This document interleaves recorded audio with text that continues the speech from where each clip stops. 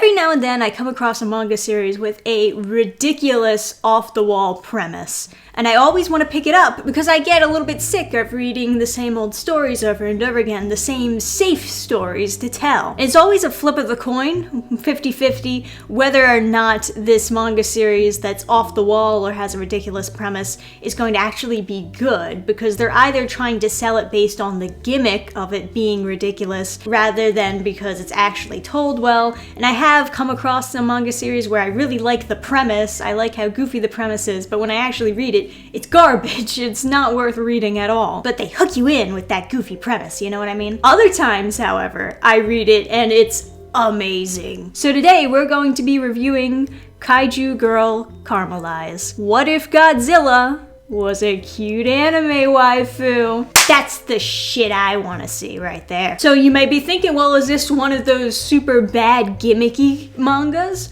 Or is this one of those mangas with a goofy premise that actually does well with that premise and makes it funny and enjoyable? I can tell you straight up that this manga is unironically good. I'm actually quite hooked on it. But it's not just as simple of a plot as what if Godzilla was a cute girl. She also has a boyfriend. Yes, that's right. It's a shoujo Godzilla cute girl manga series. Now we're talking. So let's actually get into the plot. So we follow our main character, Kuro. Now she's a girl who has always suffered this disease, as they call it, where when she gets too emotional, parts of her body begin to change to be monstrous. And because of this, her first love was scared of her monstrous body when she confessed to him and ran away. And it's happened often again and again, where when she gets too close to people, she'll start turning into a monster, they'll get scared, and then they gotta cover it up and, you know, move somewhere else. So now she's in high school and she's kind of gotten used to distancing herself away from people and becoming more and more bitter because of it. But she winds up catching the attention of the hot guy in school, and he actually spends time with her when no one else will. She asks him, "Why are you spending time with me when you have all your groupies to hang out with? I'm the weird kid in school. Why do you want to hang out with me?" To which then he opens up to her that he was not always this hot. In fact, he used to be a fat kid and he used to be poked fun of all the time. Because of this, he can kind of relate to her being bullied in school, but also he feels like his friends, his groupies that he hangs out with, aren't really his friends because they're only being nice to him because he's attractive now. So he doesn't feel like he can really connect with them. He doesn't feel like he can really get close to them. Now, the more time they spend with each other, the more she starts to fall for him and him for her. But of course, whenever she's overcome with emotions, she starts to change.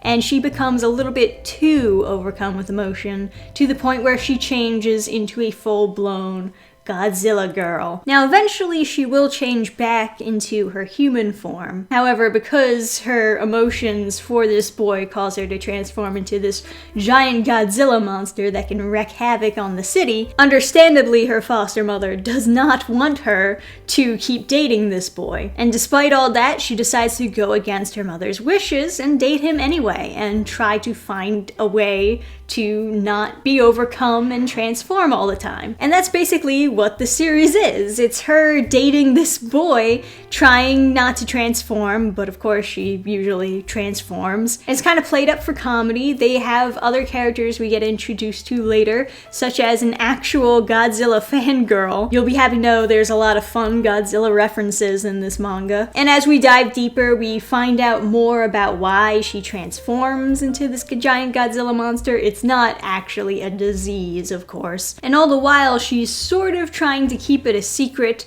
from her boyfriend that she is the same monster that's been wreaking havoc on the city, which also can be played up for laughs. She actually kisses him in her monster form. First kiss went a little like Of course, she's scared what'll happen if he finds out that she's actually Godzilla. What if he rejects her like her first love did? And, you know, we kind of know as an audience that's not really gonna happen. But they're already dating, so we gotta add in some drama somewhere here. But all in all, it's just genuinely a fun series that I enjoyed reading. It's goofy, it's unexpectedly wholesome in some moments, and I mean, you know already that I like shoujo romances. But I also like Godzilla, and this has both of that. So I am expecting kaiju fights in future volumes, and I would be all for it. Honestly, this is one of those manga series that I'm kind of upset that I didn't know about it sooner. I didn't hear about it till this year, and it's only because I followed the publisher on Twitter and I saw them post about it and I was like, what is this? I just saw the cover and I was sold immediately, like, I gotta check this out. But yeah, they have little author's note sections at the end of the manga, and the author admits that her manga series was actually not very popular when it first started out. It didn't get popular until she started tweeting about it, and even now it's still not really that popular. I hadn't heard about it till now, and it's been out for a few years already. It's a little sad because either I want a manga series to be finished or be popular enough to update regularly, and this is none of those. But the least I can do is help spread the word. I genuinely like it. I think a lot of people would like it if they picked it up and read it, especially for those of you who watch my reviews because you want more shoujo romance recommendations. This would unironically be on the list of shoujo romance recommendations. Although, of course, primarily it is a comedy. Not really too much action sequences, but like I said, I'm expecting there to be action in the future because we're introducing other monsters now, which I assume she's going to fight. And once we get into the kaiju fights, I think that this manga series is really gonna take off. Maybe it's just me who thinks that. Definitely the romance alone is funny enough to sell it, but who can resist giant monster fights? I mean, really. So definitely check this out if you haven't seen it already. If you have seen it, let me know what you think of it personally down below in the comments section.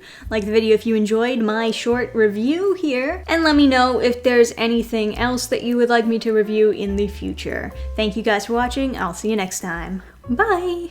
This video is sponsored by no one. Which is exactly why you should head over to burningstarcomics.net, where you can purchase independent comics made by me and my friends. You can even head over to Subscribestar, where you can join the fan club and get sneak peeks at new comics and art made by yours truly. Speaking of the fan club, let's give them a shout out.